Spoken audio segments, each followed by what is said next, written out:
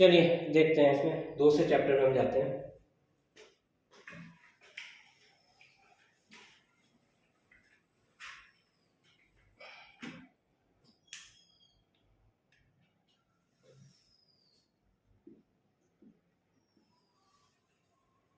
Second chapter में क्या है कि कस्टमर सर्विसेज।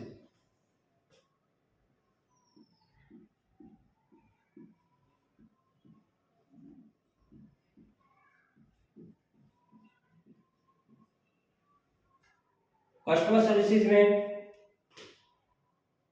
अब बात आती है कि प्रोडक्ट क्या होते हैं। Customer provide the bread and butter of a business and no enterprises can afford to treat them. इसका मतलब यह है कि जो कस्टमर है वो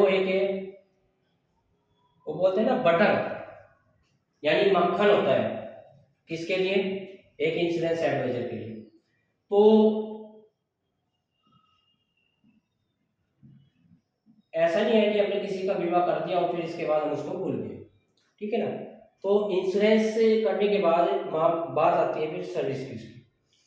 The role of customer services and relationship are far more critical in the case of insurance and other product because insurance is a service, insurance is a intangible goods।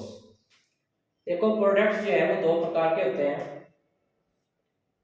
एक होता है टेंजिबल,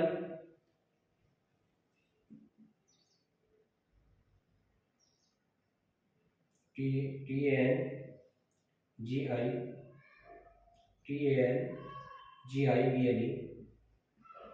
और एक होता है intangible.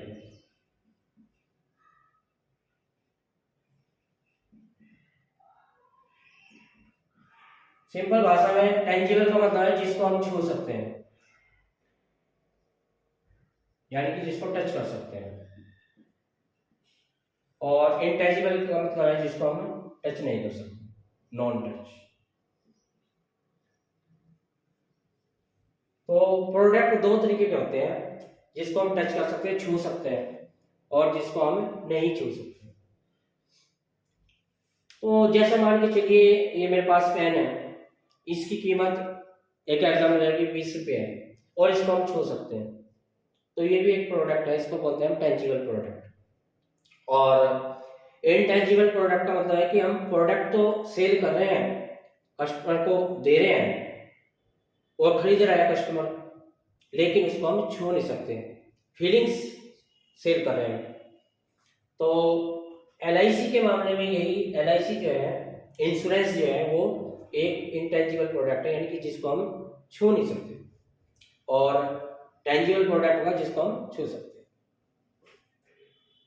अब बात आती है कि जब ये प्रोडक्ट है, तो मान के चलिए आपने एक एग्जांपल ले कि किसी दुकानदार से आपने वॉशिंग मशीन ली और उस वॉशिंग मशीन को आपने देखा कि 1-2 महीने के बाद वो खराब हो गई, तो उस कंडीशन में क्या होगा कि आप जो है फिर दोबारा दुकानदार के पास जाएंगे, फिर वो कस्टमर कंपनी को फोन करेगा या कस्टमर या दुकानदार फोन करेगा, फोन करने के बाद उनके मैकेनिक आएंगे, वो उसको रिपेयर करेंगे। तो वो एक सर्विस का पार्ट हो गया, यानी कि वो एक वैलिडिटी देते हैं इसकी कि हम 4 साल 5 साल 2 साल 3 साल की इसकी वैलिडिटी है। तो सेम ऐसे ही इंटेंजिबल प्रोडक्ट में भी यही होता है कि जो हम इंश्योरेंस सेल कर रहे हैं, तो आफ्टर इंश्योरेंस हमारा क्या रोल है।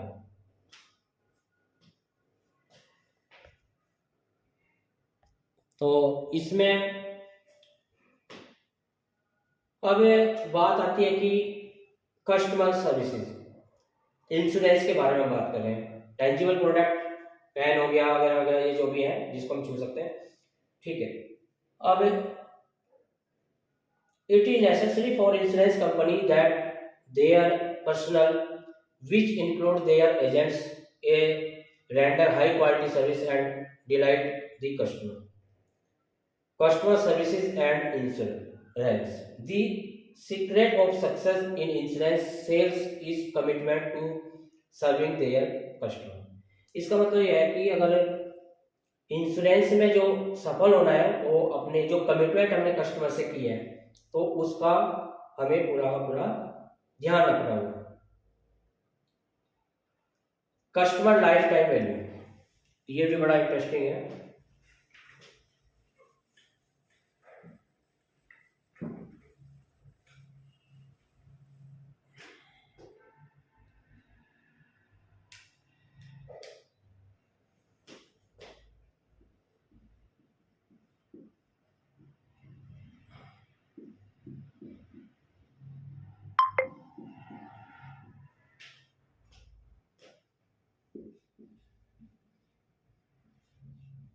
यानी कि कस्टमर जो है, जो जिसका हम बीमा करेंगे, जिसका इंश्योरेंस हम करेंगे, उसकी क्या वैल्यू है। देखो वैल्यू तीन तरीके की है बंदे की इसकी। फर्स्ट है इसकी हिस्टोरिकल,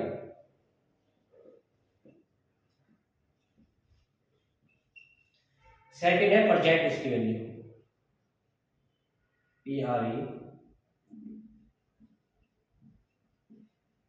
और जो थर्ड है वो है इसकी पोटेंशियल।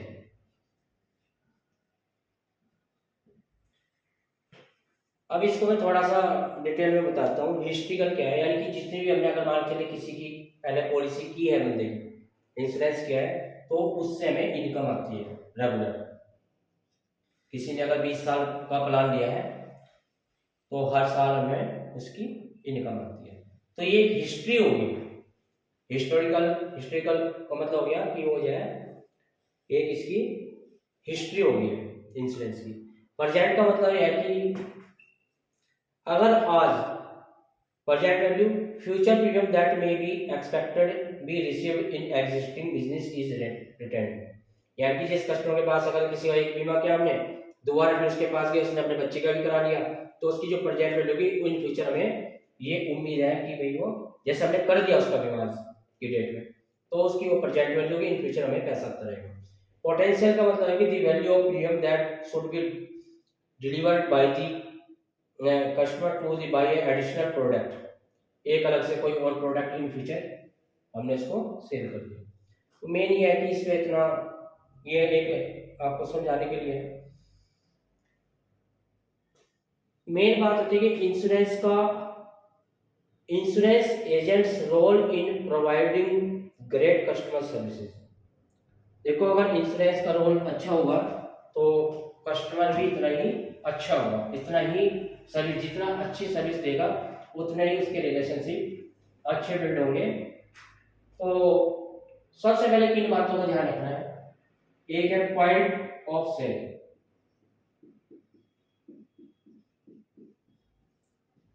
यानी कि जब हमने इसको प्रोडक्ट को सेल किया। सेकंड है प्रपोजल स्टेज,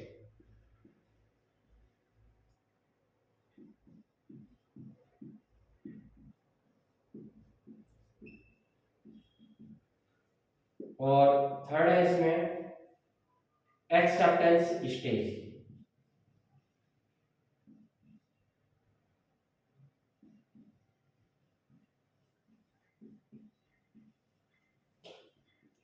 फोर्थ है इसमें प्रीमियम पेमेंट,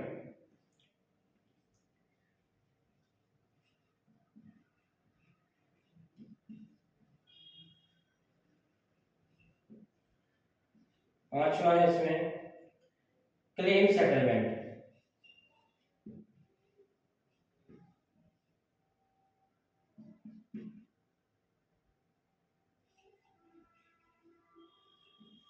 और छठा है इसमें कम्युनिकेशन स्किल्स।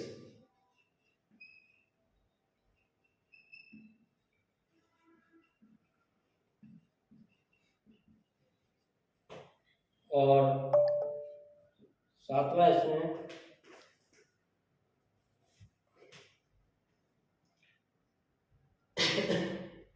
Listening skills.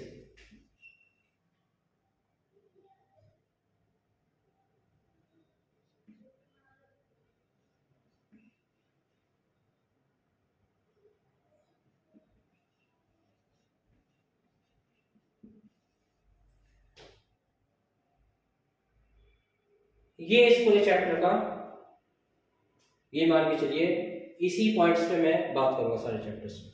सबसे पहले पॉइंट ऑफ सेल। देखो जब हम किसी कस्टमर को the first point of service is to the point of sale, the agent should be able to understand the needs and suggest product who benefits features and best suitable. Simple सी भाषा में आते हैं इसकी, simple language है point of sale, यानी कि जब हम किसी कस्टमर को इंश्योरेंस देने की स्थिति में होते हैं उसको, तो सबसे पहला क्या होता है हमारा कि हम उसको पॉलिसी को समझाते हैं, उस प्रोडक्ट के बारे में बताते हैं। जो प्रोडक्ट है, प्रोडक्ट यही हो गया अपना ये LIC या कोई भी प्रोडक्ट टेंजिबल इंटेंजिबल, सबसे पहले उसके फीचर्स बताएंगे आप, यानी कि क्या क्या बेनिफिट्स है। ये सब में लागू होता है, टेंजिबल प्रोडक्ट में भी और इनटेंजिबल प्रोडक्ट में भी। किसी दुकानदार के पास जाएंगे, वो 10 तरीके का आपको प्रोडक्ट दिखाएगा और इसके बाद फिर जो आप सेलेक्ट करेंगे, जो बेस्ट लगेगा वो आप सेलेक्ट करेंगे। सेम यही चीज LIC में लागू है। हर किसी के लिए अलग अलग तरीके का प्रोडक्ट है, बच्चों के लिए अलग है, फादर के लिए अलग है, मदर के लिए अलग है। ये आगे इस प्रोडक्ट के बारे में आपको बात करेंगे। तो पॉइंट ऑफ सेल यानी कि सबसे पहले हमें हमारी ये चीज क्लियर होनी चाहिए, कस्टमर को बिल्कुल सटीक जानकारी दें। इसके बाद आती है सेकंड स्टेज, क्या आती है प्रपोजल स्टेज। प्रपोजल स्टेज हम उस स्टेज को बोलते हैं जिस स्टेज में कस्टमर एग्री हो जाता है और कस्टमर बोलता है कि ठीक है आप मेरा फॉर्म फिल कर दीजिए। प्रपोजल बोलते हैं जो फॉर्म होता है हमारा LIC का फॉर्म होता है ना, जो फॉर्म भरते हैं उसको प्रपोजल बोलते हैं, न कि एप्लीकेशन फॉर्म। ये क्वेश्चन में आता है कभी कभी इंश्योरेंस में कौन सा फॉर्म यूज है, मतलब इस तरीके से आगे आएगा इसका। तो प्रपोजल स्टेज जो है वो होती है जब हम उसका फॉर्म फिल करते हैं। तीसरा है एक्सेप्टेंस स्टेज। जब कोई फॉर्म हमने भर दिया, एजेंट ने फॉर्म भर दिया या किसी इंश्योरेंस एडवाइजर ने फॉर्म भर दिया, इसके बाद वो आता है ऑफिस में। और जब वो ऑफिस में आता है तो ऑफिस में क्या होता है कि उस फॉर्म को लेकर के फिर डिपेंड करता है LIC के या कोई भी कंपनी है उसके ऊपर डिपेंड करता है कि जो उसने प्रपोज किया, यानी कि जो फॉर्म प्रपोज किया LIC को, उस फॉर्म को एक्सेप्ट करना है या नहीं करना है। अब करना नहीं करना क्यों है, मान के चलिए एक बंदा है अब रिक्शा चलाता है, उसकी इनकम को मान के चलिए आप चलो 500 रुपये महीना, 500 रुपये पर डे हो गए, और वो कह रहा है कि जी मेरा 50 लाख का बीमा कर दो, तो it is a not possible, क्योंकि उस इंश्योरेंस के हिसाब से ही जितनी उसकी इनकम है उसी के हिसाब से उसका एक्सेप्ट किया जाता है। या कोई हैंडीकैप बंदा है उसका इंश्योरेंस, तो उसकी अलग कंडीशन है। तो ये एक्सेप्टेंस स्टेज कहलाती है, यानी कि हमने जो प्रपोजल आया है उसको हमने एक्सेप्ट कर लिया। इसके बाद आता है जब हमने एक्सेप्ट कर लिया, हमने उसको एक्सेप्ट कर लिया, कंपनी ने बोला कि कस्टमर कह रहा है कि मैं ठीक है आपको 20 साल पैसे दूंगा, और अगर मेरे साथ कोई दुर्घटना होगी तो मेरे परिवार वाले को 6 लाख का 10 लाख का जो भी बीमा कराया वो बीमा हमें उनको मिल जाएगा। तो उस कंडीशन के बाद कंपनी फिर कहती है कि ठीक है हम इस आपके प्रपोजल को एक्सेप्ट कर रहे हैं, आप इसके बदले में, जैसे मैंने आपको पहले बताया था कि ये 200 घर है वगैरह वगैरह जो भी है, 200 घर या कई एग्जाम्पल दिए, तो उस कंडीशन को हम बोलते हैं प्रीमियम पेमेंट, यानी कि कस्टमर जो पैसा जमा करेगा इसमें उसको प्रीमियम बोलते हैं। प्रीमियम के बाद में फिर आता है क्लेम सेटलमेंट। देखो क्लेम सेटलमेंट जो है वो 3-4 तरीके के क्लेम सेटलमेंट होते हैं। यहां से थोड़ा सा मैं आपको और डिटेल में बताऊं। क्लेम सेटलमेंट, देखो क्लेम किस किस टाइप का क्लेम हो सकता है। नंबर 1 मैच्योरिटी क्लेम,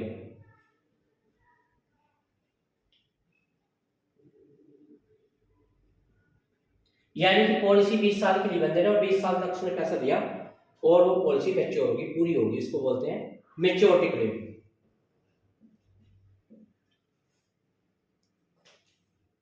दूसरा है इसमें सर्वाइवल बेनिफिट, SB बोलते हैं जिसको शॉर्ट में, सर्वाइवल बेनिफिट, यानी कि इसको बोल सकते हैं मनी बैक भी बोल सकते हैं एक तरीके से,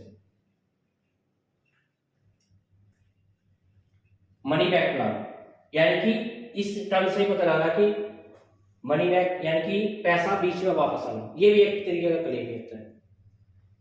इसके बाद है सरेंडर। सरेंडर का मतलब है कि सरेंडर कर देना, यानी कि पॉलिसी का जो कॉन्ट्रैक्ट है, जो पॉलिसी ली है बंदे ने, उसने बीच में ही पॉलिसी को तोड़ना। सीधी भाषा में इसमें बीच में पॉलिसी को तोड़ना, इसको बोलते हैं हम सरेंडर। इसके बाद चौथा जो क्लेम है उसको बोलते हैं हम डेथ क्लेम।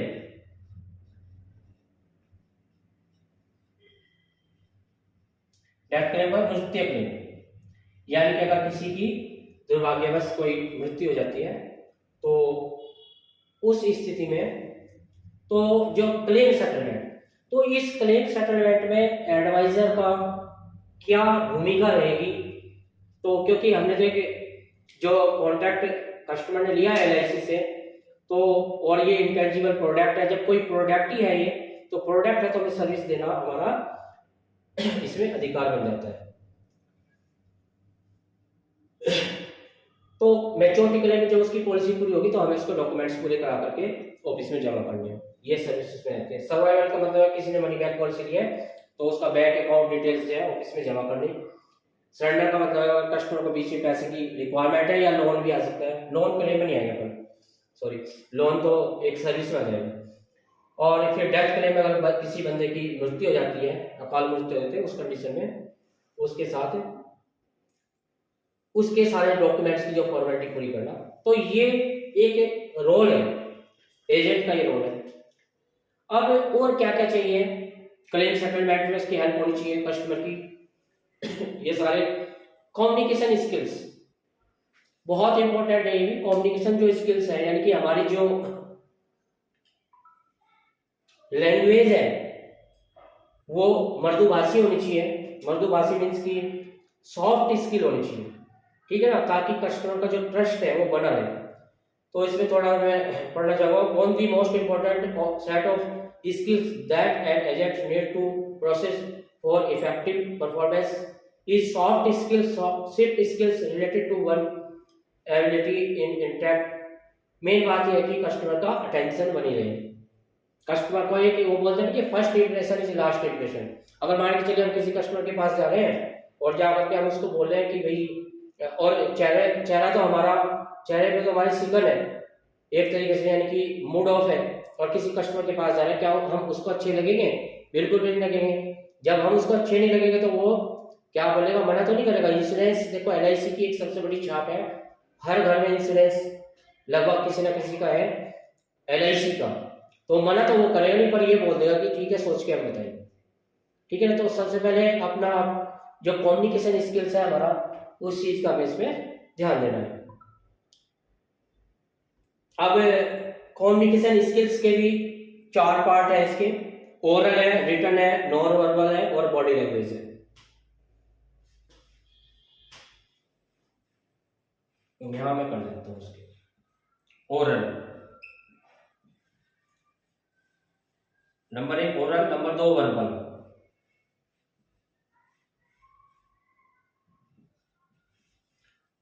और नंबर 3 इसमें है आपका बॉडी लैंग्वेज रिटन, और चौथा है बॉडी लैंग्वेज।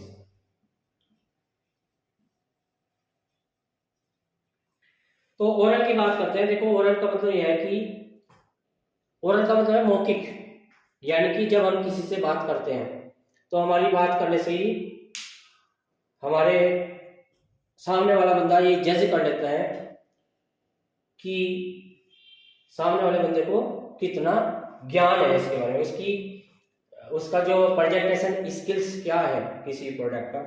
तो ये ओरल हो गया।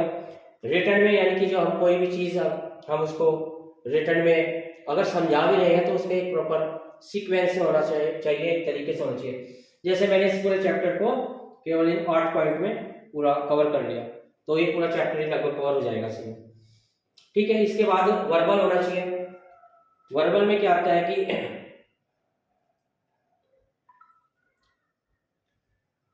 बात करते हैं सबसे पहले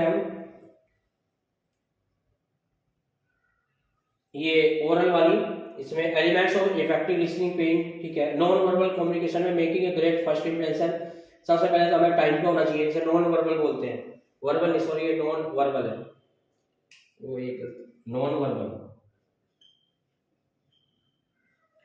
तो नॉन वर्बल में क्या क्या जाता है, making great first impression, be on time, person present yourself appropriately, warm confidence के साथ मिलना बंदे के साथ, being open confident positive interest. Body language में यह है कि जब भी हम किसी भी बंदे को समझा रहे हैं तो हमारा जो शारीरिक हाव भाव है, जो हमारा शारीरिक हाव भाव है, यानी हमारा जो बॉडी की जो मूवमेंट है, तो उसको ये इंडिकेट करता है बॉडी लैंग्वेज में। तो ये जो चैप्टर है ये पूरा का पूरा कंप्लीट हो गया। Second chapter is not a tangible product, क्या नहीं है इसमें, इसकी एक्सरसाइज है इंश्योरेंस, तो इंश्योरेंस इंटेंजिबल प्रोडक्ट नहीं है। Is not indicator and service quality, ठीक है ना। तो इसमें जो क्वेश्चंस है जितने भी इसके, ये आपको खुद करने हैं और आपको मेरे को फिर बताने हैं, उनका मैं आपको क्लियर कर दूंगा। जो समझ में आपको क्लियर नहीं आएगा उसका फिर मैं आपको एक्सप्लेन के साथ क्लियर कर दूंगा, ठीक है। दूसरा चैप्टर आपका क्लियर हो जाएगा, ठीक है।